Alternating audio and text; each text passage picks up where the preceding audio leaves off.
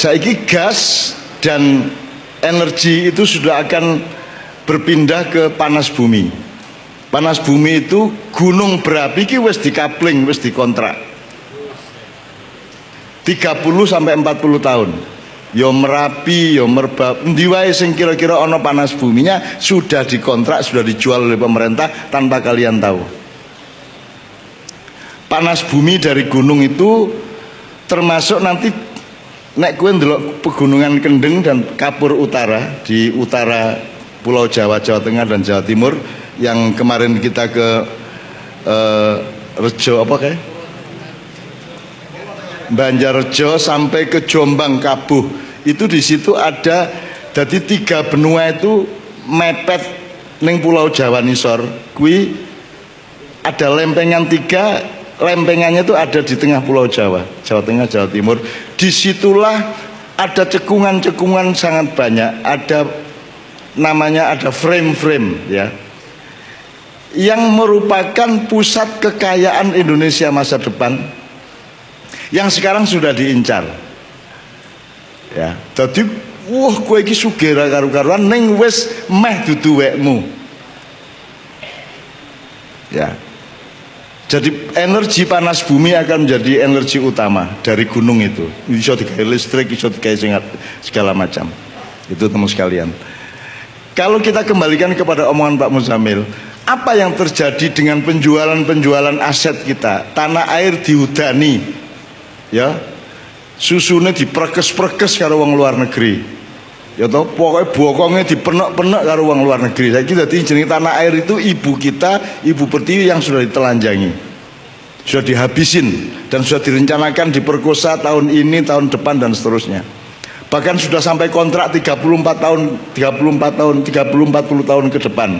Kita sudah tidak akan punya apa-apa. Indonesia kaya akan energi masa depan, panas bumi. Indonesia sering disebut negeri yang kaya raya. Tapi pertanyaannya, kaya untuk siapa? Dan dimanfaatkan dengan cara apa? Cak Nun pernah menyindir dengan lembut namun tajam. Indonesia itu tidak miskin sumber daya. Yang sering kurang adalah kebijaksanaan dalam mengelolanya. Salah satu kekayaan besar Indonesia yang jarang disadari masyarakat luas adalah energi panas bumi atau geothermal. Energi ini bukan warisan nenek moyang yang bisa habis, tapi anugerah alam yang terus hidup selama bumi bernafas. Indonesia berada di cincin api dunia dari Sumatera, Jawa, Bali, Nusa Tenggara, Sulawesi hingga Maluku dan Papua. Dapur magma bumi bekerja tanpa henti. Disitulah panas bumi berasal, bukan kebetulan, tapi takdir geografis. Menurut data global, Indonesia memiliki sekitar 40% potensi panas bumi dunia. Angka yang luar biasa. Namun ironisnya, yang baru dimanfaatkan belum sampai 1/10-nya. Disinilah kritik. Cak Nun relevan, kita sering duduk di atas harta karun, tapi sibuk menggali lubang di tempat lain. Panas bumi adalah energi masa depan karena bersih, stabil, dan berkelanjutan, berbeda dengan batu bara yang habis. Minyak yang menipis atau gas yang harganya naik turun mengikuti politik global, panas bumi tidak perlu diimpor. Tidak tergantung perang, tidak terikat embargo. Cak Nun sering menekankan bahwa alam tidak pernah pelit. Yang pelit itu manusia. Panas bumi tidak menimbulkan asap hitam, tidak mencemari udara, tidak merusak laut. Jika dikelola dengan benar, dampaknya jauh lebih kecil dibanding tambang konvensional. Namun masalahnya bukan hanya teknis, tapi cara berpikir.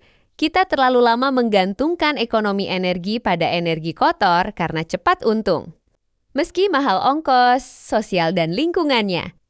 Panas bumi membutuhkan kesabaran, riset, dialog dengan masyarakat, dan perencanaan jangka panjang, dan itulah yang sering tidak disukai sistem yang hanya berpikir 5 tahunan. Cak Nun pernah berkata, pembangunan yang benar itu bukan yang paling cepat, tapi yang paling tepat. Energi panas bumi adalah contoh nyata level, tapi kuat dan adil dalam jangka panjang. Bayangkan jika desa di sekitar gunung api tidak hanya jadi penonton, tapi pemilik manfaat, listrik murah, lapangan kerja lokal, pendidikan energi, dan kemandirian wilayah. Namun, seringkali yang terjadi sebaliknya, masyarakat hanya melihat pagar proyek, mendengar mesin, tapi tidak diajak bicara. Padahal bagi Cak Nun, dialog adalah fondasi peradaban. Energi panas bumi seharusnya bukan sekadar proyek listrik, tapi proyek kebudayaan, bagaimana manusia menghormati bumi yang dipijaknya, bagaimana negara menghormati rakyat yang hidup di sekitarnya. Indonesia sebenarnya tidak kekurangan modal alam, juga tidak kekurangan akal. Yang sering hilang adalah niat untuk adil jika panas bumi dikelola dengan jujur, transparan, dan melibatkan rakyat. Indonesia tidak hanya berdaulat energi, tapi juga berdaulat secara moral.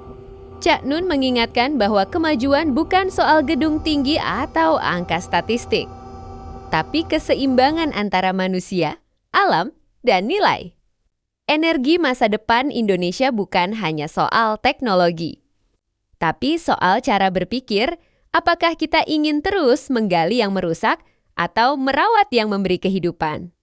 Panas bumi adalah api yang tidak membakar, panas yang tidak menghanguskan, dan kekuatan yang tidak merusak. Tinggal satu pertanyaan besar, apakah kita cukup bijak untuk memanfaatkannya? Indonesia sudah kaya. Tugas kita bukan mencari kekayaan baru, tapi belajar menjadi bangsa yang pantas memilikinya.